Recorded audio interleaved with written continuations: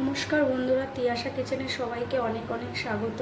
আজকে আমি শেয়ার করছি আদা ও জিরে বাটা দিয়ে পাতলা রুই মাছের ঝোল। রেসিপিটি ভালো লাগলে লাইক, কমেন্ট, শেয়ার করবেন। নিত্য নতুন ভিডিও পাওয়ার জন্য সাবস্ক্রাইব করতে ভুলবেন না। এবার তাহলে চলো রেসিপিটি শুরু করে নিই। প্রথমে এই মাছের ঝোল বানানোর জন্য আমি 3 পিস রুই মাছ নিয়েছি। মাছগুলোকে আগে থেকে নুন হলুদ মাখিয়ে রেখেছিলাম। এবার মাছগুলোকে ভেজে নেব। দিয়ে দেবো সাদা তেল।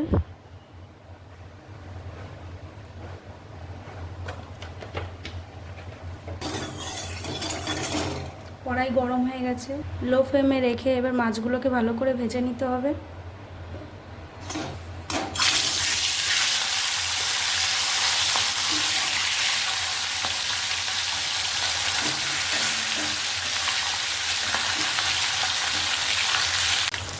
এবার মাছগুলোকে উল্টে নেব। এক পিঠ ভাজা হয়ে গেছে, এবার এই পিঠটা ভালো করে ভেজে নেব।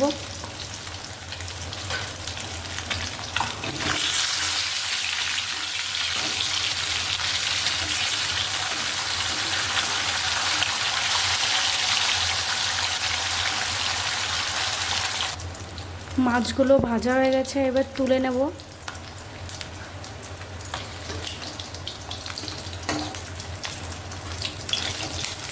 মাছের ঝোল তৈরি করার জন্য আমি নিয়েছি 4টে শুকনো লঙ্কা,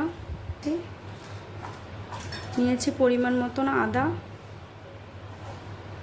1 চামচ গোটা জিরে,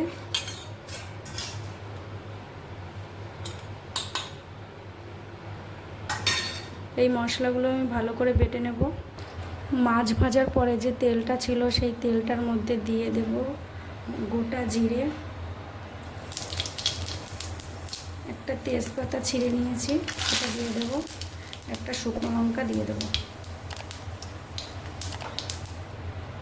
জিরেগুলো ভালো করে ভাজা হয়ে গেছে, দিয়ে দেব আলুগুলো। 2টো আলু লম্বা লম্বা করে কেটে ধুয়ে রেখেছিলাম, এই আলুগুলো ভেজে নেব।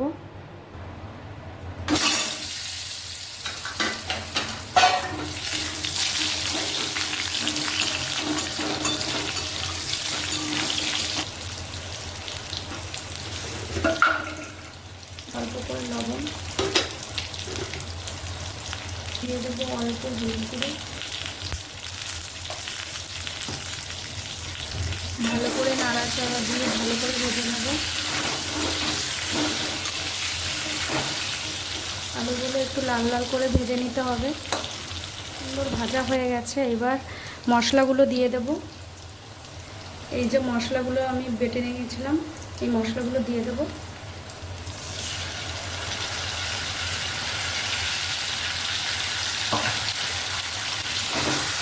মশলাগুলো দিয়ে ভালো করে কষিয়ে নেব।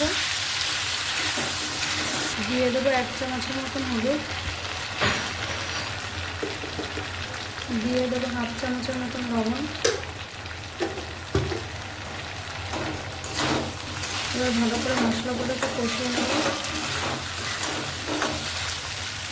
মশলাগুলো ভালো করে কষানো হয়ে গেছে, এবার দিয়ে দেব জল।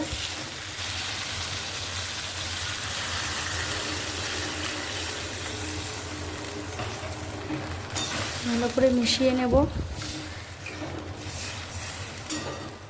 ঢেকে দেব। ঢাকাটা খুলে দেখে নেব একবার।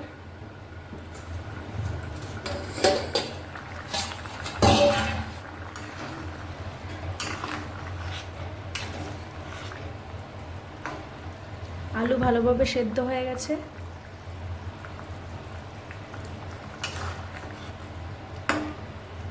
এবার ভেজে রাখা মাছগুলো দিয়ে দেব।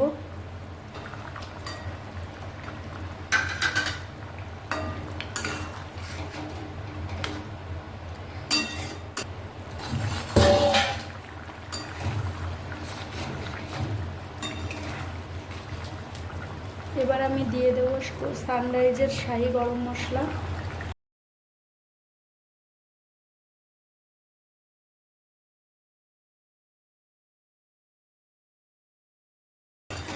তো বন্ধুরা, আমার রেডি আদা ও জিরে দিয়ে পাতলা রুই মাছের ঝোল। এবার আমি নামিয়ে নেব। দেখুন বন্ধুরা, আমার আজকে তৈরি হয়ে গেছে রুই মাছের পাতলা ঝোল। এটা গরম ভাতে খুব সুন্দর লাগে খেতে।